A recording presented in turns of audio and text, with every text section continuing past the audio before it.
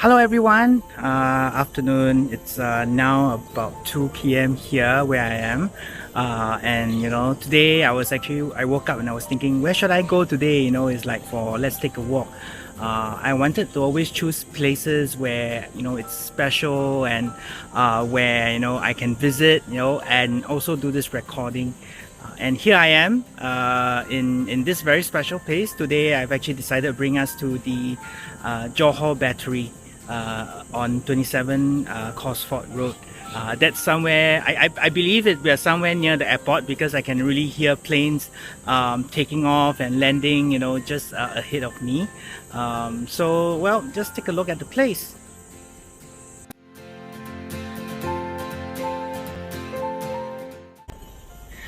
Seriously, it's actually kind of disappointing to actually see the state that this place is in. I mean, when I actually did my research this morning, on the web, on Google, it says that it's open to public. But then when I came here, I realized that this place is closed.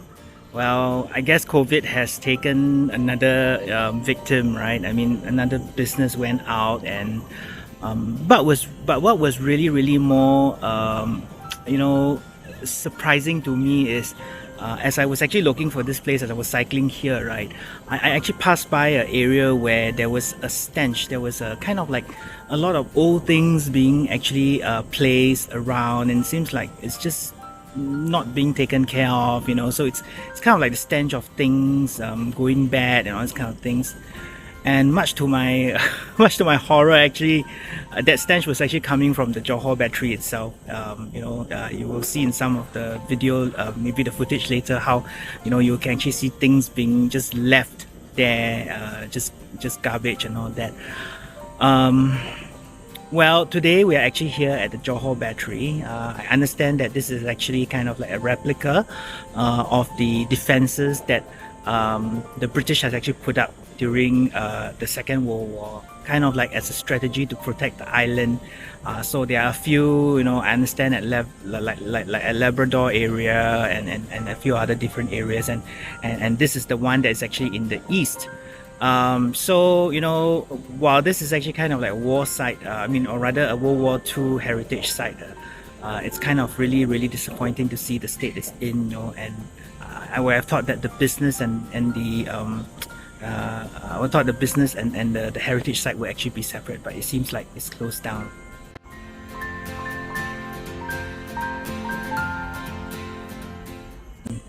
To this morning I was actually just talking to a friend about screen time, and we as young parents, we were very concerned about how sometimes children can actually be exposed to a lot of screen time, and there could be effects, as in while I know that as I was doing research, I know that there has been very conflicting studies about whether screen time actually would affect young people or not, but I believe that to a certain aspect, screen time does affect our mental well-being. Having been through depression, having been through my own episodes of burnout, right, I do know that sometimes some of my own episodes of burnout has come as a result of unregulated screen time for myself. And even when I become very self-aware about screen time, and I realize this, despite whatever effort that I try to put in to regulate my screen time, it's just always so tempting. People has actually said that it's a whole psychology that has gone into designing apps and all that, right, with the main aim of getting you back into the app again, right? I mean, if you're out of the app, it will just send you notification after notifications, and you'll use different strategies like come back and coins and all these kind of things. So I myself have fallen prey to unregulated screen time.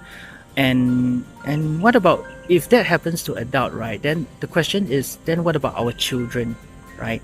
Which brings me to why I've actually chosen this site today at the Johor Battery, because we, just like in World War II, just like the battery behind me, we actually may put up certain certain defenses, right, in our lives, to kind of like keep things that are not supposed to harm us away, right?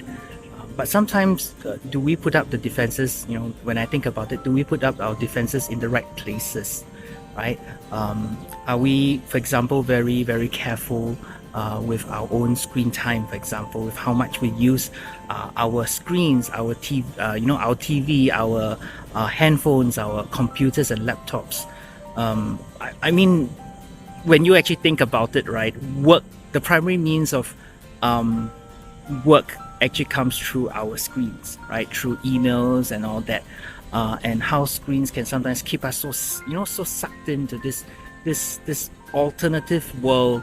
How many times have we actually really gone out with friends, where you actually can see, I think you know what I'm going to say down here, right, that you'll see friends gathering together, but yet together but yet not together, right?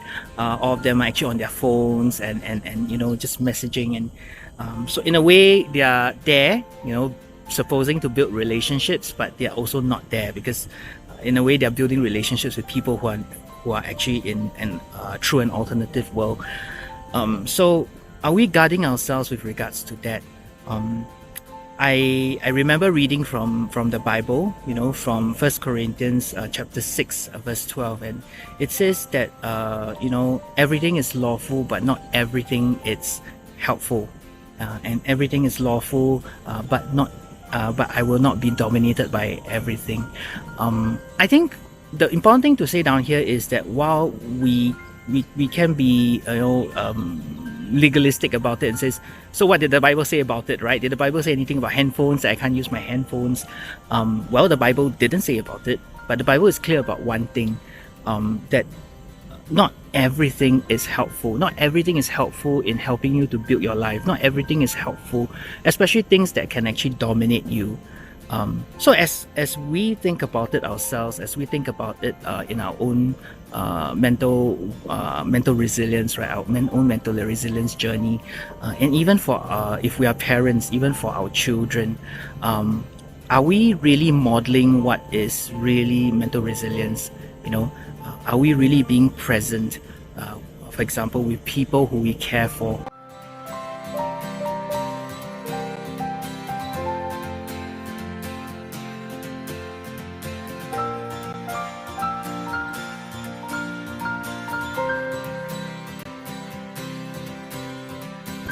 Having gone through my own experience of burnout, and I have actually, in the early stages of my burnout, made it a point to kind of regulate my own screen time.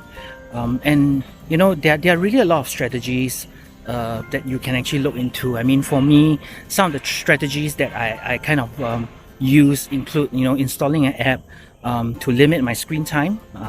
Like for example, I cannot actually use my handphones more than 3 minutes at any one point in time, and then it'll lock me out for, let's say for example, 10 minutes. I restrict certain apps and all that. I actually turn my my phone into grayscale, into black and white, and there are many other things that I do, including how limiting my home screen, and also yeah, I mean, as in even removing work email from my phone.